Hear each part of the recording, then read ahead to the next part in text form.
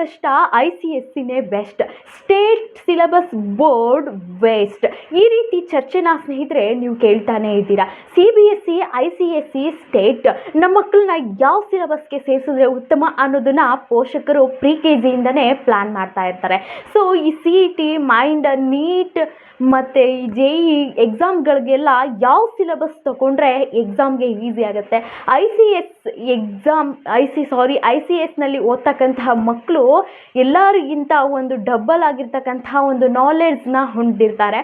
ಮತ್ತು ಸ್ಟೇಟ್ ಸಿಲೆಬಸ್ನಲ್ಲಿ ಓದಿರ್ತಕ್ಕಂತಹ ಮಕ್ಕಳು ಡಾಕ್ಟರ್ ಅಥವಾ ಇಂಜಿನಿಯರ್, CET, ನೀಟ್ ಈ ಥರ ಎಕ್ಸಾಮ್ನ ಫೇಸ್ ಮಾಡೋದಕ್ಕೆ ಸಾಧ್ಯ ಆಗುತ್ತಾ? ಹೀಗೆ ನಾನಾ ರೀತಿ ಎಲ್ಲವೂ ಕೂಡ ಕ್ವಶನ್ಸ್ಗಳು ಪೋಷಕರ ತಲೆಯಲ್ಲಿ KGಯಿಂದನೇ ಸ್ಟಾರ್ಟ್ ಆಗಿರುತ್ತೆ. ಅದರಲ್ಲೂ ಇವತ್ತಿನ ಟೆಕ್ನಾಲಜಿನಲ್ಲಿ ತುಂಬಾ ಕನ್ಫ್ಯೂಸ್ ಇರುತ್ತೆ. ಸೊ ಹಾಗಾದರೆ ಈ ಸೆಂಟ್ರಲ್ ಸಿಲೆಬಸ್ ICS ಮತ್ತು ಸ್ಟೇಟ್ ಯಾವ ಸಿಲೆಬಸ್ಸಲ್ಲಿ ಓದಿದ್ರೆ ಎಷ್ಟು ಸೂಕ್ತ, ಮತ್ತು ಯಾವ್ಯಾವ ಸಿಲೆಬಸ್ಗೆ ಎಷ್ಟೆಷ್ಟು ಖರ್ಚಾಗುತ್ತೆ ಅನ್ನೋದನ್ನು ಒಂದೊಂದು ವಿಚಾರವನ್ನು ಈ ವರದಿಯಲ್ಲಿ ತಿಳ್ಕೊಳ್ತಾ ಹೋಗೋಣ. Welcome to motivational channel. ನಾನು ನಿಮ್ಮ ಯಶು ಆರ್. ಫಸ್ಟಿಗೆ ಹೇಳಬೇಕಂತ ಅಂದರೆ ಯಾವ ಪಠ್ಯಕ್ರಮ ಬೆಸ್ಟ್, ಯಾವ ಸಿಲೆಬಸ್ ಬೆಸ್ಟ್? ಭಾರತದಲ್ಲಿ ಒಬ್ಬ ವಿದ್ಯಾರ್ಥಿ ಒಂದು ಒಳ್ಳೆ ಮೆಡಿಕಲ್ ಶೀಟ್ ಆ್ಯಂಡ್ ಯಾವುದಾದ್ರೂ ಒಂದು IITನಲ್ಲಿ ಒಂದು ಒಳ್ಳೆ ಇಂಜಿನಿಯರಿಂಗ್ ಕಾಲೇಜಲ್ಲಿ ಸೀಟ್ ಸಿಗಬೇಕು ಅಂತಂದರೆ ಒಂದು ಒಳ್ಳೆ ಟ್ಯಾಲೆಂಟ್ ಪರ್ಸನ್ ಒಂದೊಳ್ಳೆ ಈ ನೀಟ್ JEE ಎಕ್ಸಾಮ್ನ ಪಾಸ್ ಮಾಡೋದಕ್ಕೋಸ್ಕರ ಈ ICSE and CBSE best syllabus ಅಂತ ಹೇಳಿ ಆ ಬೆಸ್ಟ್ ಸಿಲೆಬಸ್ಸಿಗೆ ಸೇರಿಸ್ತಕ್ಕಂತಹದ್ದು ಒಂದು ಒಪಿನಿಯನ್ ಇರುತ್ತೆ. ಮತ್ತು ಈ CBSE ಆ್ಯಂಡ್ ICSE ಸಿಲೆಬಸ್ ನಲ್ಲಿ ಓದಿರ್ತಕ್ಕಂತಹ ಮಕ್ಕಳು ತುಂಬಾ ಅಡ್ವಾಂಟೇಜ್ ಆಗಿರ್ತಾರೆ, ತುಂಬಾ ಇಂಟೆಲಿಜೆಂಟ್ ಆಗಿರ್ತಾರೆ, ತುಂಬಾ ಬುದ್ಧಿವಂತರಾಗಿರ್ತಾರೆ ಅನ್ನೋದು ಒಂದು ಕೂಡ ಒಪಿನಿಯನ್ ಇದೆ. ಸೊ ಹಾಗಾಗಿ ಸ್ಟೇಟ್ ಸಿಲೆಬಸ್ ಅಲ್ಲಿ ಓದಿರ್ತಕ್ಕಂತಹ ವಿದ್ಯಾರ್ಥಿಗಳು ತಗೊಳಕ್ಕಾಗಲ್ವಾ ಅಂತ ಅಂದ್ರೆ ಖಂಡಿತವಾಗಿ ಕೂಡ ಸುಳ್ಳು. ಯಾಕಂದ್ರೆ ಈ ಮೂರು ಸಿಲೆಬಸ್ಗೂ ಕೂಡ ಅದರದೇ ಆದ ಒಂದೊಂದು ಅಡ್ವಾಂಟೇಜ್ ಇರುತ್ತೆ. ಸೊ ಆ ವ್ಯಕ್ತಿ ಯಾವ ಸಿಲೆಬಸ್ ಅಲ್ಲಿ ಯಾವ ಸ್ಟೂಡೆಂಟು ಯಾವ ಮೆಂಟಾಲಿಟಿ ಏನಿದೆ ಅದ್ರ ಮೇಲೆ ಡಿಪೆಂಡ್ ಆಗುತ್ತೆ. ಯಾಕಂತ ಅಂದ್ರೆ ಪ್ರತಿಯೊಂದು ಮೂರು ಸಿಲೆಬಸ್ಗೂ ಕೂಡ ಅದರದೇ ಆದಂತಹ ಒಂದು ಓಪನ್ ಅಪ್ ಇರುತ್ತೆ, ಅದರದೇ ಆದಂತಹ ಒಂದು ಶಕ್ತಿ ಇರುತ್ತೆ. ಅದ್ರ ಸ್ಟೂಡೆಂಟ್ ಮೇಲೆ ಅದು ಡಿಪೆಂಡ್ ಆಗ್ತಾ ಹೋಗುತ್ತೆ. ಇಲ್ಲಿ ಓದ್ತಕ್ಕಂತಹ ವಿದ್ಯಾರ್ಥಿ ನೆಟ್ಟಿಗೆ ಕೂತ್ಕೊಂಡು ಓದಿದ್ರೆ ಯಾವುದೇ ಸಿಲೆಬಸ್ನಲ್ಲಿ ಅವರ ಮೈಂಡ್ಗೆ ತಕ್ಕಂತೆ ಓದ್ತಕ್ಕಂತಹದ್ದು ಮಾಡ್ಬೋದು. ಸೋಂಬೇರಿತನ ಮಾಡ್ತಕ್ಕಂಥದ್ದು, ನೆಗ್ಲೆಕ್ಟ್ ಮಾಡ್ತಕ್ಕಂತಹದ್ದು, ಇಲ್ಲಿ ಯಾವುದನ್ನು ಕೂಡ ಕೀಳು ಮಾಡ್ತಕ್ಕಂಥದ್ದಲ್ಲ, ಸೋಂಬೇರಿ ಮಾಡ್ತಕ್ಕಂಥದ್ದು, ಇಂತಹ ವ್ಯಕ್ತಿಗಳಿಗೆ ಯಾವುದೇ ರೀತಿ ಇನ್ನೊಂದು ಹೊಸ ಸಿಲೆಬಸ್ ಅಡ್ವಾಂಟೇಜ್ ಆಗಿ ಬಂದರೂ ಕೂಡ ಅದರಲ್ಲೂ ಕೂಡ ಸಾಧ್ಯ ಆಗಲ್ಲ. ಇಲ್ಲಿ ಯಾವುದನ್ನು ಕೂಡ ಕೀಳಾಗಿ ನೋಡಬಾರ್ದು. ಅದಕ್ಕೆ ಅದರದೇ ಆದಂತಹ ಒಂದು ಪ್ರೊಸೆಸ್, ಅದರದೇ ಆದಂತಹ ಒಂದು ಇರುತ್ತೆ. ಹಾಗಾಗಿ ಇಲ್ಲಿ ಒಂದೊಳ್ಳೆ ನೀಟ್ JEE ಎಕ್ಸಾಮ್, ಪ್ರತಿಯೊಂದು ಒಳ್ಳೊಳ್ಳೆ ಇಂಜಿನಿಯರಿಂಗ್ ಕಾಲೇಜಲ್ಲಿ ಸೀಟ್ ಸಿಗಬೇಕು ಅನ್ನೋದಕ್ಕೋಸ್ಕರ, ಈ ಎಕ್ಸಾಮ್ನ ಕ್ರ್ಯಾಕ್ ಮಾಡೋದಕ್ಕೋಸ್ಕರ ಈ ಸೆಂಟ್ರಲ್ ಸಿಲೆಬಸ್ ಆ್ಯಂಡ್ ICSE ಸಿಲೆಬಸ್ಗೆ ಸೇರಿಸ್ತಾರೆ. ಈ ನೀಟ್ಗಳಿಗೆ ಎಕ್ಸಾಮ್ ಆ್ಯಂಡ್ JEE ಎಕ್ಸಾಮ್ಗಳಿಗೆ ಈ ಶಾಲಾ ದಿನಗಳಿಂದಲೇ ಪುಷಪ್ ಆಗಿರುತ್ತೆ. ಆ central syllabus and ICSE syllabus ಮಕ್ಕಳಿಗೆ ಆ ಒಂದು ದಿನಗಳಲ್ಲೇ ಅವ್ರಿಗೆ ಟ್ರ್ಯಾಕ್ ಆಗ್ತಾ ಹೋಗ್ತಾ ಇರುತ್ತೆ. ಸೊ ನೆಕ್ಸ್ಟ್ ಸ್ಟೇಟ್ ಸಿಲೆಬಸ್ಗೆ ಬಂದಂತಹ ಮಕ್ಕಳಿಗೆ ಸ್ವಲ್ಪ ಕಾಲೇಜ್ ಟೈಮಲ್ಲಿ ಕಷ್ಟ ಆಗ್ಬೋದು. ಸೊ ಅವರವರ ಮೆಂಟಾಲಿಟಿನಲ್ಲಿ ಡಿಪೆಂಡ್ ಆಗುತ್ತೆ. ಇಲ್ಲಿ ನಾವು ಯಾವುದನ್ನು ಕೂಡ ಕೀಳಾಗಿ ನೋಡಬಾರ್ದು ಅನ್ನೋದನ್ನ ಮನಸ್ಸಲ್ಲಿ ಇಟ್ಕೊಂಡು ಈ ವರದಿಯನ್ನು ಮುಂದುವರಿಸ್ತಾ ಹೋಗೋಣ. ಫಸ್ಟಿಗೆ ಬರೋದಾದರೆ ಸ್ಟೇಟ್ ಸಿಲೆಬಸ್. ಈ ಸ್ಟೇಟ್ ಸಿಲೆಬಸ್ ಹಿಂದಿನಿಂದನೂ ಕೂಡ ಬಂದಿರತಕ್ಕಂಥ ಸಿಲೆಬಸ್. ತುಂಬ ಸೆಂಟ್ರಲ್ ಸಿಲೆಬಸ್ CBSE ಸಿಲೆಬಸ್ಗೆ ಹೋಲಿಸ್ಕೊಂಡ್ರೆ ಸ್ಟೇಟ್ ಸಿಲೆಬಸ್ ತುಂಬ ಈಸಿಯಾಗಿರ್ತಕ್ಕಂಥ ಸಿಲೆಬಸ್ ಅನ್ನೋದನ್ನ ಎಲ್ರಿಗೂ ಕೂಡ ಗೊತ್ತೇ ಇದೆ. ಸೊ ಯಾಕೆ ಈ ಸೆಂಟ್ರಲ್ ಸಿಲೆಬಸ್ಗೆ ಇರ್ತಕ್ಕಂಥ ಪಠ್ಯಕ್ರಮ ಅಷ್ಟೇ 6 ಸಬ್ಜೆಕ್ಟೇ ಕೂಡ ಇದಕ್ಕೂ ಇರೋದು? ಬಿಕಾಸ್ ಇದಕ್ಕೆ ಯಾವ ರೀತಿ ಒಂದು ಒತ್ತು ಕೊಡ್ತಾರೆ ಅಂತ ಅಂದರೆ ನಮ್ಮ ಕನ್ನಡ ಭಾಷೆ ಆಗಿರ್ಬೋದು, ಮತ್ತು ಈ ಪರಿಸರ ಆಗಿರ್ಬೋದು, ವಿದ್ಯಾರ್ಥಿಗಳಿಗೆ ಬೇಸಿಕ್ಗೆ ಹೆಚ್ಚು ಒತ್ತಡ ಕೊಡ್ತಾರೆ. ಸೊ ನಾವು ರಾಜ್ಯದಲ್ಲೇ ಸ್ಥಳೀಯವಾಗಿ ಇಲ್ಲೇ ನಾವು ಜಾಬ್ ತಗೊಂಡು ಇಲ್ಲೇ ಮಾಡ್ತೀವಿ ಅನ್ನೋರಿಗೆ ಈ ಸ್ಟೇಟ್ ಸಿಲೆಬಸ್ ಉತ್ತಮ ಅನ್ನೋದನ್ನ ನಾ ಹೇಳಬಲ್ಲೆ. ಸೊ ಇಲ್ಲಿ ಅದಕ್ಕೂ ಇದಕ್ಕೂ ಕಂಪ್ಯಾರಿಟಿವ್ ಅಂತ ಅಂದರೆ ನೀವು ಕೇಳಿರ್ತೀರ Karnataka SSLC board, Karnataka PU board, ಈ ಥರದ್ರಲ್ಲಿ ಪ್ರತಿ ವರ್ಷ 10th PUCನ ಇದು ಒಂದು ಎಕ್ಸಾಮಿನೇಷನ್ನ ನಡೆಸುತ್ತೆ. NCERTನಲ್ಲೇ ಪಠ್ಯಪುಸ್ತಕ ಅದನ್ನು ಫಾಲೋ ಮಾಡುತ್ತೆ. ಸೊ ಇದನ್ನು ಹೆಚ್ಚಿನದಾಗಿ ಯಾವುದೇ ರೀತಿ ರಿಸ್ಕ್ ಇಲ್ಲದೆ ರೀತಿ ಆ ಪಠ್ಯಕ್ರಮಕ್ಕೆ ಅನುಗುಣವಾಗಿ ಬೇಸಿಕ್ಗೆ ಹೆಚ್ಚಿನದಾಗಿ ಒತ್ತನ್ನು ಕೊಡ್ತಾರೆ. ಸೊ ಹಾಗಾಗಿ ಇಲ್ಲಿ ಸ್ಕೋರ್ ಮಾಡೋದು ಕೂಡ ತುಂಬ ಈಸಿ ಅನ್ನೋದು ಕೂಡ ಒಂದು ನಂಬಿಕೆ ಇದೆ. ಮತ್ತು ಇಲ್ಲಿ ಯಾವುದೇ ರೀತಿ ಹೆಚ್ಚಿನದಾಗಿ ಅಗಾಧವಾಗಿ ತಿಳಿಸ್ತಕ್ಕಂತಹ ನೆಸೆಸಿಟಿ ಇರಲ್ಲ. ಅಗಾಧವಾಗಿ ಕನ್ನಡ ಇಂಗ್ಲೀಷ್ ಆಗಿರಬಹುದು, ಹೆಚ್ಚಿನದಾಗಿ ಕನ್ನಡ ಇಂಗ್ಲೀಷ್ ಪರಿಸರಕ್ಕಾಗಿರ್ಬೋದು, ಆರ್ಥಿಕ ಸ್ಥಿತಿಗಾಗಿರ್ಬೋದು, ಈ ಥರದಕ್ಕೆ ಹೆಚ್ಚಿನ ಒತ್ತನ್ನು ಕೊಡ್ತಾರೆ. ಸೊ ಸ್ಥಳೀಯವಾಗಿ ಇಲ್ಲೇ ನಾನು ರಾಜ್ಯದಲ್ಲೇ ಒಂದು ಜಾಬ್ನ ತಗೊಳ್ತೀನಿ ಅನ್ನೋರು ಒಂದು ಸ್ಟೇಟ್ ಸಿಲೆಬಸ್ಸಲ್ಲಿ ಸೇರಿಸ್ತಕ್ಕಂತಹದ್ದು ಉತ್ತಮ. ಐ ಮೀನ್ ಇಲ್ಲಿ ಔಟ್ ಆಫ್ ಸ್ಟೇಟ್ಗೆ ಹೋಗಿ ಗೌರ್ಮೆಂಟ್ ಸರ್ಕಾರಿ ಶಾಲೆಯಲ್ಲಿ ಓದಿರ್ತಕ್ಕಂತಹ ಮಕ್ಕಳು ಇಲ್ಲವೇ ಇಲ್ಲ ಅಂತ ಏನಲ್ಲ, ಇದ್ದಾರೆ, ಬಟ್ ಕಂಪಾರಿಟೇವ್ ತುಂಬ ಕಡಿಮೆ ಇದೆ. ಹಾಗಾಗಿ ನಮಗೆ ಇಷ್ಟೇ ಸಾಕು. ನಿಮ್ಮ ಒಂದು ಕೆರಿಯರ್ನ ಒಂದು ಬಿಲ್ಡ್ ಮಾಡ್ಕೊಳ್ಬೇಕಾಗುತ್ತೆ. ಕೆರಿಯರ್ ಡಿಪೆಂಡ್ ಅಪಾನ್ ಕೆರಿಯರ್, ನಿಮಗೆ ಹೇಗೆ ಅನುಕೂಲ ಇರುತ್ತೋ ಆ ಒಂದು ವಿಚಾರ. ಕೊನೆಯಲ್ಲಿ ಒಂದು ವಿಚಾರನ ಹೇಳ್ತೀನಿ, ದಯವಿಟ್ಟು ಎಂಡುವರೆಗೆ ನೋಡಿ. ಸೊ ನನ್ನ ರಾಜ್ಯದಲ್ಲೇ ಇಲ್ಲೇ ಸದ್ಯದ ಪರಿಸ್ಥಿತಿಗೆ ನಾನು ಇಲ್ಲೇ ಒಂದು ಜಾಬ್ನ ತಗೊಳ್ತೀನಿ ಅಂತಕ್ಕಂಥವ್ರು ಈ ಸ್ಟೇಟ್ ಸಿಲೆಬಸ್ನ ಆಯ್ಕೆ ಮಾಡ್ಕೊಳ್ತಕ್ಕಂಥದ್ದು ಉತ್ತಮ. ಸೆಕೆಂಡ್ ಬಂದು CBSE, central board secondary exam. So ಇದರಲ್ಲಿ ಏನಂತ ಅಂದರೆ, ಈ ಒಂದು ಒಳ್ಳೆ JEE ಆಗಿರ್ಬೋದು ಮತ್ತು ನೀಟ್ ಎಕ್ಸಾಮ್ ಆಗಿರ್ಬೋದು, ಇದಕ್ಕೆಲ್ಲ ಒಂದು ಒಳ್ಳೆ ಅತ್ಯುನ್ನತವಾದಂತಹ ಒಂದು ಕೋರ್ಸ್ ಅಂತಲೇ ಹೇಳ್ಬೋದು. ಇದಕ್ಕೆ ಜಾಯ್ನ್ ಆಗ್ತಕ್ಕಂತಹ ವಿದ್ಯಾರ್ಥಿಗಳಿಗೆ ಶಾಲಾ ದಿನಗಳಲ್ಲೇ ಒಂದು ಟ್ರೈನ್ ಅಪ್ ಇರುತ್ತೆ. ಸೊ ಈ ನೀಟ್ಗೆ JEE ಹೇಗೆ ಎಕ್ಸಾಮಿನೇಷನ್ ಬರುತ್ತೋ ಆ ರೀತಿ ಇವಾಗಲೇ ಟ್ರೈನ್ ಅಪ್ ಮಾಡಿರ್ತಾರೆ. ತುಂಬ ಒಂದು ಸ್ಟೇಟ್ ಸಿಲೆಬಸ್ ವಿದ್ಯಾರ್ಥಿಗಳಿಗೆ ಕಾಲೇಜ್ಗೆ ಹೋದಾಗ ಸ್ವಲ್ಪ ಅವ್ರ ಮೆಂಟಾಲಿಟಿ ಮೇಲೆ ಡಿಪೆಂಡ್ ಆಗುತ್ತೆ, ಸ್ವಲ್ಪ ಕಷ್ಟ ಆಗ್ಬೋದು.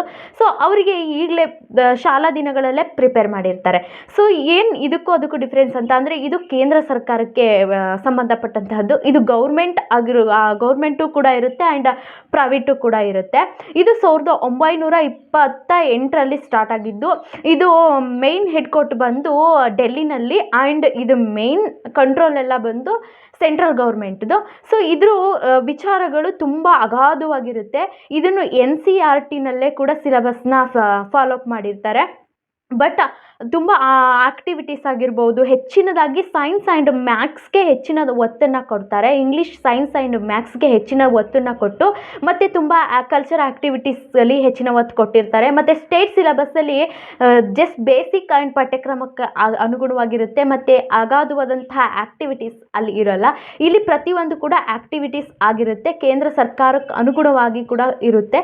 ಇದನ್ನು ಯಾವುದಾದ್ರೂ ನಾನು ಒಂದು ಲೆವೆಲಲ್ಲಿ ಒಂದು ಒಳ್ಳೆ ನೀಟ್ ಎಕ್ಸಾಮ್ ಆ್ಯಂಡ್ ಒಂದು ಒಳ್ಳೆ ಡಾಕ್ಟರ್ ಶೀಟ್ ಆ್ಯಂಡ್ NRTನಲ್ಲಿ ಒಂದು ಒಳ್ಳೆ ಇಂಜಿನಿಯರಿಂಗ್ ಕಾಲೇಜಲ್ಲಿ ನಾನು ಶೀಟ್ ತೊಗೋಬೇಕು, ಈಸಿಯಾಗಿ ಜಾಬ್ನ ತೊಗೊಳ್ಬೇಕು ಅನ್ನೋರು ಈ ಸೆಂಟ್ರಲ್ ಸಿಲೆಬಸ್ನ ಚಾಯ್ಸ್ ಮಾಡ್ಕೊಳ್ಳೋದು ಉತ್ತಮ. ಯಾಕಂದರೆ ಇವರ ಎಕ್ಸಾಮಿನೇಷನ್ ಪ್ರತಿ ವರ್ಷ ಕೂಡ ಈ NCERT ಫಾಲೋಅಪ್ನಿಂದನೇ 10th ಆ್ಯಂಡ್ PUC ಎಕ್ಸಾಮ್ನ ಮಾಡ್ತಾರೆ. ಸೊ ಇಲ್ಲಿ ಎಕ್ಸಾಮಿನೇಷನ್ ಹೇಗೆ ಕೊಡ್ತಾರೆ ಅಂತ ಅಂದರೆ, ಸ್ಟೇಟಲ್ಲಿ ಡೈರೆಕ್ಟಾಗಿ ಕೊಟ್ಟಿರ್ತಾರೆ ಆ್ಯಂಡ್ ಇವು ಮೆಂಟಾಲಿಟಿನ ಚೆಕ್ ಮಾಡೋದಕ್ಕೋಸ್ಕರ ಅವರ ಅಗಾಧವಾದಂತಹ ಒಂದು ವಿಷಯನ ಆ ಮಕ್ಕಳ ಮೆಂಟಾಲಿಟಿ ತಿಳ್ಕೊಳ್ಳೋದಕ್ಕೋಸ್ಕರ ಸ್ಕೋರ್ ಮಾಡೋದು ಸ್ವಲ್ಪ ಕಷ್ಟನೇ ಇರುತ್ತೆ. ಕ್ವಿಸ್ಟಾಗಿ ಕ್ವಶನ್ಸ್ನ ಕೊಟ್ಟಿರ್ತಾರೆ. ಈ CBSE ಅನ್ನೋದು ಏನಕ್ಕೆ ಇದು ಆ್ಯಕ್ಚುಲಿ ಇದು ಒಂದು ರಾಜ್ಯದಲ್ಲಿ ಇದೇ ಒಂದು ದೊಡ್ಡ ಇದಾಗ್ಬಿಟ್ಟಿದೆ. ಐ ಮೀನ್ ಹಿಂದೆ ಇದು ಬಂದಿರತಕ್ಕಂಥ ಉದ್ದೇಶ ಏನಂತ ಅಂದರೆ, ಕೇಂದ್ರದಲ್ಲಿ ಮಾಡ್ತಕ್ಕಂತಹ ನೌಕರರಿಗೆ ಮತ್ತೆ ಬೇರೆ ರಾಜ್ಯಕ್ಕೆ ಬಂದಾಗ ಮಕ್ಕಳಿಗೆ ಓದಿಸೋದಕ್ಕೆ ಸ್ಪೆಷಾಲಿಟಿ ಇರಲ್ಲ ಅನ್ನೋದು ಒಂದು ಕಾರಣಕ್ಕೆ ಈ CBSE ಅನ್ನೋದು ಬಂತು. ಈ ಇಡೀ ರಾಜ್ಯದಲ್ಲೇ ಈ CBSE ಅನ್ನೋದು ಆಗಿದೆ. ಸೊ ಈ CBSEನಲ್ಲಿ ತುಂಬ ಕ್ಲಿಷ್ಟವಾಗಿ, ತುಂಬ ಮಕ್ಕಳಿಗೆ ಸಾಮರ್ಥ್ಯ ಇರ್ತಕ್ಕಂತಹ ವಿಶೇಷವಾದಂತಹ ಒಂದು ಅಲ್ಲಿ ಎಕ್ಸಾಮ್ನ ಮಾಡ್ತಾರೆ. ಸೊ ನೆಕ್ಸ್ಟ್ ಬಂದು ICSE. ಇದೊಂದು international certificate secondary of educations. So ಇದೊಂದು CISCI ಅನ್ನೋ ಅಂಡರಲ್ಲಿ ಬರುತ್ತೆ. ಇದೊಂದು ಗೌರ್ಮೆಂಟ್ ಅಲ್ಲ, ಪ್ರೈವೇಟಾಗಿ ನಡೆಸ್ತಕ್ಕಂಥದ್ದು. ತುಂಬ ಇಂಗ್ಲೀಷ್ಗೆ ಹೆಚ್ಚಿನದಾಗಿ ಆದ್ಯತೆಯನ್ನು ಕೊಡ್ತಾರೆ. ಇಲ್ಲಿ ಒಂದು 12 ಸಬ್ಜೆಕ್ಟ್ ಇರುತ್ತೆ. ಸೆಂಟರ್ ಆ್ಯಂಡ್ ಸ್ಟೇಟ್ ಸಿಲೆಬಸ್ಗೆ 6 ಸಬ್ಜೆಕ್ಟ್ ಇರುತ್ತೆ. ಅದರದ್ದೇ ಆದಂತಹ ಒಂದು NCERTನಲ್ಲಿ ಫಾಲೋಅಪ್ ಮಾಡ್ತಾ ಇರ್ತಾರೆ. ಇದು ಪ್ರೈವೇಟಲ್ಲಿ ಇಂಗ್ಲೀಷ್ಗೆ ಅದರದ್ದೇ ಆದಂತಹ ಆದ್ಯತೆಯಲ್ಲಿ ತುಂಬ ಅಗಾಧವಾಗಿ ರೈಟಿಂಗ್ ಸ್ಕಿಲ್ ತುಂಬಾ ಇರಬೇಕು. ತುಂಬ ಕ್ಲಿಷ್ಟವಾಗಿ ರೈಟಿಂಗ್ಸ್, ತುಂಬ ವಿಷಯಗಳು ಅನಲಿಟಿಕ್ಸ್ ಆಗಿರಬೇಕು. ಆ ಥರ ಎಕ್ಸಾಮಿನೇಷನ್ ಕೊಡ್ತಾರೆ. ತುಂಬ ಬುದ್ಧಿವಂತ ಮಟ್ಟ, ತುಂಬ ನಿಮ್ಮ ಮಕ್ಕಳು ಯಾವುದೇ ಒಂದು ಮೆಂಟಾಲಿಟಿನಲ್ಲಿ ಇರ್ತಾರೆ ಅನ್ನೋದು ನಿಮಗೆ ಗೊತ್ತಿರುತ್ತಲ್ವ. ಸೊ ನಿಮ್ಮ ಕೆರಿಯರ್, ನಿಮ್ಮ ಹೇಗೆ ಒಂದು ಆರ್ಥಿಕ ಪರಿಸ್ಥಿತಿ ಇದೆ ಅನ್ನೋದ್ರ ಮೇಲೆ ಡಿಪೆಂಡ್ ಆಗಿ ನಿಮ್ಗೆ ಅತ್ಯುನ್ನತವಾದಂತಹ ಒಂದು ಆರ್ಥಿಕ ಪರಿಸ್ಥಿತಿ ಇದ್ದು ನಿಮ್ಮ ಮಕ್ಕಳು ತುಂಬ ಚುರುಕಿದ್ರೆ ಅದನ್ನು ICSEಗೆ ಸೇರಿಸೋದು ಬೆಸ್ಟ್. ನೀವು ವಿದೇಶದಲ್ಲಿ ಹೋಗಿ ಎಕ್ಸಾಮ್ ಆ್ಯಂಡ್ ಒಂದು ಒಳ್ಳೆ ಜಾಬ್ ಮಾಡಬೇಕು ಅನ್ನೋದಾದರೆ ನೀವು ಒಂದು ICSEನ ಸೆಲೆಕ್ಟ್ ಮಾಡ್ಕೊಳ್ಳೋದು ಉತ್ತಮ. ಐ ಮೀನ್ ಇದಕ್ಕೆ ಆದಂತಹ ಒಂದು ಕ್ಲಿಷ್ಟವಾಗಿರುತ್ತೆ ಎಕ್ಸಾಮ್. SSLC ಎಕ್ಸಾಮ್ ಅಂತೂ ತುಂಬ ಕ್ರಿಟಿಕಲ್ ಆಗಿರುತ್ತೆ. ಅದಂತಹ ಅಗಾಧವಾದಂತಹ ಉತ್ತರ ಆಗಿರ್ಬೋದು, ಅದರೆಲ್ಲ ವಿಶ್ಲೇಷಣೆ, ರೈಟಿಂಗ್ ತುಂಬ ಇರುತ್ತೆ, ವಿವರಣೆ ಅನ್ನೋದು ತುಂಬ ಇರುತ್ತೆ ಇವರಿಗೆ. ಸೊ 12 ಸಬ್ಜೆಕ್ಟ್ ಇರುತ್ತೆ. ಇಂತಹ ಒಂದು ಮೆಂಟಾಲಿಟಿ ನಿಮ್ಮ ಮಕ್ಕಳಲ್ಲಿದೆ. ಸೊ ನಿಮ್ಮ ಕೆರಿಯರ್ ಕೂಡ ತುಂಬ ಚೆನ್ನಾಗಿದೆ ಅನ್ನೋದಾದರೆ ICSEಗೆ ಸೇರಿಸೋದು ಉತ್ತಮ. ಸೊ ಇಷ್ಟೆಲ್ಲ ನಾನು ಕೊನೆಯದಾಗಿ ಒಂದು ಮಾತನ್ನೇ ಹೇಳ್ತೀನಿ. ಈ ಮೂರಲ್ಲಿ ICSE, state and central syllabus, CBSE ಇಷ್ಟರಲ್ಲೂ ಮಕ್ಕಳು ಓದಿರೋರೆಲ್ಲ ಜಾಬ್ ತಗೊಂಡಿದ್ದಾರಾ? ಐ ಮೀನ್ ಸ್ಟೇಟ್ ಸಿಲೆಬಸ್ಸಲ್ಲಿ ಓದಿರೋರು ತುಂಬ ದೊಡ್ಡ ಮಟ್ಟಕ್ಕೆ ಹೋಗಲಿಕ್ಕೆ ಸಾಧ್ಯ ಇಲ್ವಾ? ಸೆಂಟ್ರಲ್ ಸಿಲೆಬಸ್ ಓದಿರೋರು ವಿದೇಶಕ್ಕೆ ಹೋಗೋಕ್ಕೆ ಸಾಧ್ಯ ಇಲ್ವಾ? ಖಂಡಿತವಾಗಿಯೂ ಕೂಡ ಹೋಗಬಹುದು. ಬೆಸ್ಟ್ ಎಜುಕೇಷನ್ಸ್ ನಿಮ್ಮ ಮಕ್ಕಳ ಮೆಂಟಾಲಿಟಿ ನಿಮ್ಮ ಕೆರಿಯರ್ ಮೇಲೆ ಡಿಪೆಂಡ್ ಆಗುತ್ತೆ. ಹಾಗಂತ ಇವತ್ತಿನ ಎಜುಕೇಷನ್ ದಂಧೆ ಆ್ಯಂಡ್ ಇವತ್ತಿನ ಒಂದು ಟ್ರೆಡಿಷನಲ್ ಯುಗದಲ್ಲಿ ತುಂಬಾ ಒಂದು ದೊಡ್ಡ ಮಟ್ಟಕ್ಕೆ ಹೋಗ್ತಾ ಇದೆ. ಸೊ ನಿಮ್ಮ ಯಾರೋ ಒಬ್ಬರು ಪಕ್ಕದ ಮನೆಯವರು ಸೇರಿಸಿದ್ರು ನನ್ನ ಮಗನ್ನ ಒಂದು ಹೈಯರ್ ಎಜುಕೇಷನ್ ಕೊಡಿಸ್ಬೇಕು, ನಾನು ಸೆಂಟ್ರಲ್ಲಿ ಮಾಡಿಸ್ಬೇಕು, ICSEನಲ್ಲೇ ಮಾಡಿಸ್ಬೇಕಂತ ಹೇಳಿ ಹುಚ್ಚು ಮನದಿಂದ ಹೋಗಬೇಡಿ. ಯಾಕಂದರೆ ಈ ಮೂರೂ ಸಿಲೆಬಸ್ಗೂ ಕೂಡ ಅದರದ್ದೇ ಆದಂತಹ ಒಂದು ಅಡ್ವಾಂಟೇಜ್ ಇರುತ್ತೆ.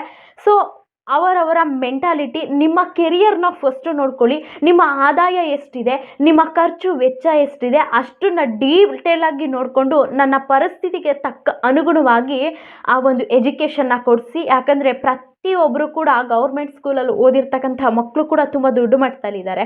ಸೊ ಅವರವರ ಮಕ್ಕಳ ಸಾಧನೆ ಹೇಗೆ ಎಫರ್ಟ್ ಹಾಕ್ತಿದ್ದಾರೆ, ತಂದೆ ತಾಯಿ ಏನು ಮಾಡ್ತಿದ್ದಾರೆ, ನಿಮ್ಮ ಅನುಗುಣ ತಕ್ಕಂತೆ centre and ICSE and state ಅನ್ನೋದನ್ನು ದಯವಿಟ್ಟು ಡಿಸೈಡ್ ಮಾಡಿ.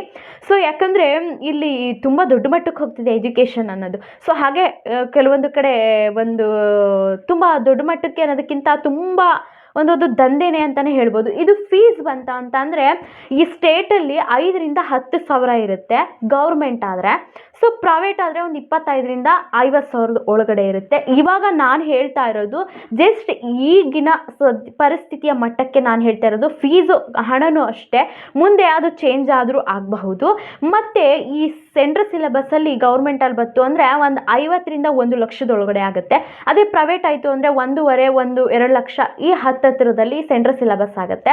ಸೊ ಈ ಒಂದು ICSEನಲ್ಲಿ ಗೌರ್ಮೆಂಟ್ ಇಲ್ಲ, ನ್ಯಾಷನಲ್ ಪ್ರೈವೇಟ್ ಆಗಿರೋದ್ರಿಂದ ಹೆಚ್ಚು ಕಡಿಮೆ ಈ CBSE ಅಷ್ಟೇ 4 to 5 ಲಕ್ಷ ಆಗುತ್ತೆ. ನಿಮ್ಮ ಮೆಂಟಾಲಿಟಿನಲ್ಲಿ ಒಂದು ಎಜುಕೇಷನ್ನ ಕೊಡಿಸೋದಕ್ಕೆ ಪ್ರಯತ್ನ ಪಡಿ. ಯಾಕಂದರೆ ನಾನು ಫಸ್ಟೇ ಹೇಳಿದೆ, ಓದ್ತಕ್ಕಂತಹ ವ್ಯಕ್ತಿ, ನೆಟ್ಟಿಗೆ ಕೂತ್ಕೊಂಡು ಓದ್ತಕ್ಕಂತಹ ವಿದ್ಯಾರ್ಥಿ, ಎಫರ್ಟ್ ಹಾಕಿ ಹೋಗ್ತಕ್ಕಂತಹ ವಿದ್ಯಾರ್ಥಿನ ಯಾವುದೇ ಸಿಲೆಬಸ್ ಕೊಟ್ಟರು ಕೂಡ ಓದ್ತಾರೆ. ಸೋಮೇರಿ ನೆಗ್ಲಿಜೆನ್ಸಿ ಮಾಡ್ತೀನಿ ಅನ್ನೋ ವಿದ್ಯಾರ್ಥಿ ಯಾವುದೇ ಇನ್ನೂ ಸ್ಪೆಷಲಿಟಿ ಸಿಲೆಬಸ್ ಬಂದರೂ ಕೂಡ ಅದು ನೆಟ್ಟಿಗಾಗಲ್ಲ.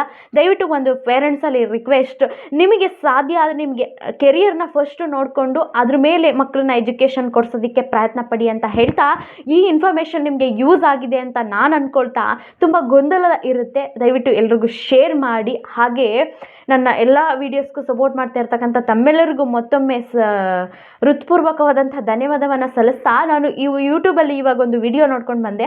ಅದು ವಿಡಿಯೋ ನೋಡೋದಕ್ಕೆ ನಾನು 100 rupees ಪೇ ಮಾಡಬೇಕಿತ್ತು. ಸೊ ಯಾಕಂದರೆ ಫ್ರೀ ಇರುವಾಗಲೇ ವಿಷಯಗಳನ್ನ ಕಲೆಕ್ಟ್ ಮಾಡ್ಕೊಳ್ಳಿ ಆ್ಯಂಡ್ ಕಲೆಕ್ಟ್ ಮಾಡಿಕೊಂಡು ಎಲ್ರಿಗೂ ಶೇರ್ ಮಾಡಿ. ಯಾರೆಲ್ಲ ನನ್ನ ಚಾನಲ್ನ ಇನ್ನೂ ಸಬ್ಸ್ಕ್ರೈಬ್ ಆಗಿಲ್ಲ ದಯವಿಟ್ಟು ಸಬ್ಸ್ಕ್ರೈಬ್ ಆಗಿ ವಿಡಿಯೋ ನೋಡಿ ಅಂತ ಹೇಳ್ತಾ, ನೆಕ್ಸ್ಟ್ ವಿಡಿಯೋದಲ್ಲಿ ಇಂಥದ್ದೇ ಒಂದು ಇನ್ಫಾರ್ಮೇಷನ್ನೊಂದಿಗೆ ನಿಮ್ಮ ಮುಂದೆ ಬರ್ತೀನಿ. ಅಲ್ಲಿವರೆಗೂ ನಮಸ್ತೆ.